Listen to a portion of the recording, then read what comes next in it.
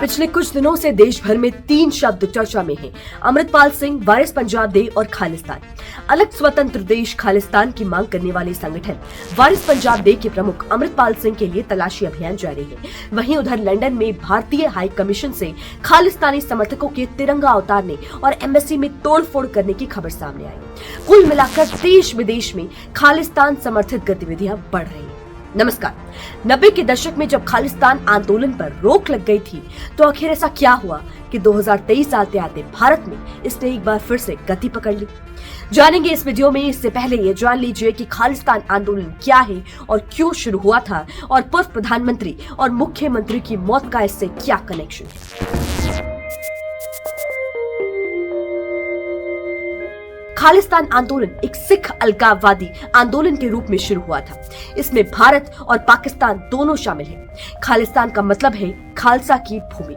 खालिस्तान आंदोलन में पंजाब को एक अलग संप्रभु राष्ट्र खालिस्तान बनाने की मांग की गई।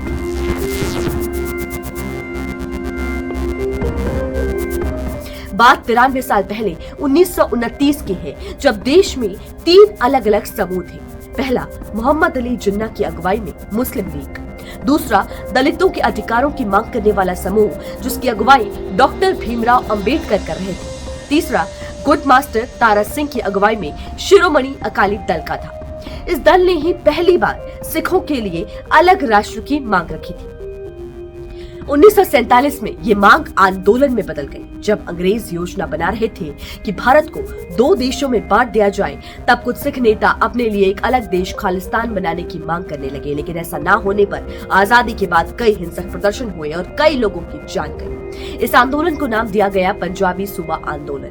1950 में अकाली दल ने पंजाबी सूबा आंदोलन चलाया। भारत सरकार ने साफ तौर पर पंजाब को अलग करने से इनकार कर दिया।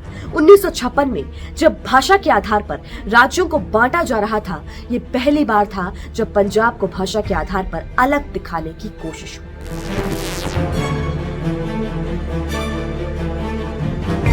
अलग देश, सिख देश की आवाज उठने लगी। आंदोलन भी होता रहा। आखिरकार 1966 में इंदिरा गांधी सरकार ने पंजाब को 3 हिस्सों में बांटने का फैसला किया। सिखों की बहुलता वाला पंजाब, हिंदी भाषा बोलने वालों के लिए हरियाणा और तीसरा हिस्सा चंडीगढ़ था, जिसे केंद्र शासित प्रदेश बनाया गया। इसके बावजूद आंदोलनकारी खुश नहीं थे। खालिस्तान आंदोलन के संस्थापक जगजीत सिंह चौहान 1967 में पहली बार पंजाब विधानसभा चुनाव के लिए चुने गए। जब उन्होंने इसकी मांग उठाई, वो वित्त मंत्री बने। लेकिन 1969 में विधानसभा चुनाव हारने के बाद 1971 में जगजीत सिंह चौहान अमेरिका चले गए और वहां खालिस्तान का प्रचार किया। वहां के अखबार में खालिस्तान राष्ट्र के तौर पर एक पेज का विज्ञापन प्रकाशित कराया। ब्रिटेन में जगजीत सिंह चौहान ने नई खालिस्तानी करेंसी जारी की, जिससे दुनिया भर में हंगामा मच गया।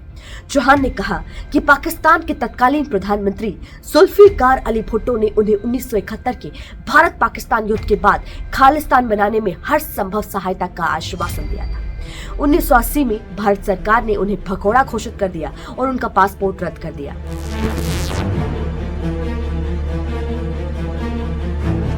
1980 के दशक में जब खालिस्तान आंदोलन चरम पर था, तब उदय हुआ भिंडरावाले का।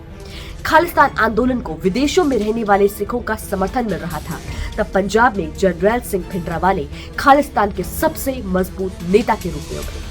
उसने गोल्डन टेम्पल के हरमिंदर साहिब को अपनी गतिविधियों का केंद्र बनाया। उसने अपने साथियों के जरिए पूरे पंजाब में इस आंदोलन को खासा उग्र कर दिया। आखिरकार सरकार ने 1 जून 1984 को ऑपरेशन ब्लू स्टार को अंजाम दिया। इसमें सेना ने कार्रवाई की और इस आंदोलन को कुचल दिया। इसके बाद 31 अक्टूबर 1984 को प्रधानमंत्री इंदिरा गांधी की हत्या कर दी गई। खालिस्तान आंदोलन यही खत्म नहीं हुआ। इसके बाद से कई छोटे बड़े संगठन बने। 23 जून 1985 को एक सिख राष्ट्रवादी ने एयर इंडिया के विमान में विस्फोट किया। 329 लोगों की मौत हो गई। दोषी ने इसे भिंडरावाला की मौत का बदला बताया। 10 अगस्त 1986 को पूर्व आर्मी चीफ जनरल AS वैद्य के 2 बाइक सवार बदमाशों ने हत्या कर दी। वैद्य ने ऑपरेशन ब्लू स्टार को लीड किया था। इस वारदात की जिम्मेदारी खालिस्तानी कमांडो फोर्स नाम के एक संगठन ने ली। 31 अगस्त 1995 को पंजाब सिविल सचिवालय के पास हुए बम विस्फोट में पंजाब के तत्कालीन सीएम बेअंत सिंह की हत्या कर दी गई। ब्लास्ट में 15 से ज्यादा लोगों की मौत हुई थी। 1990 के दशक में विद्रोह कम हो गया। ये धारणा अब सिखों की नई पीढ़ी के लिए आकर्षक नहीं थी। वहीं अलगाववादियों पर भारी पुलिस कार्रवाई, गुटिये घुसपैठ की वजह से आंदोलन विफल हो गया। फरवरी 2022 में खबर आई कि खालिस्तान का समर्थन करने वाले प्रतिबंधित सिख फॉर जस्टिस जैसे समूह पंजाब में भावनाओं को भड़काने और आंदोलन को दोबारा शुरू करने की कोशिश कर रहे हैं।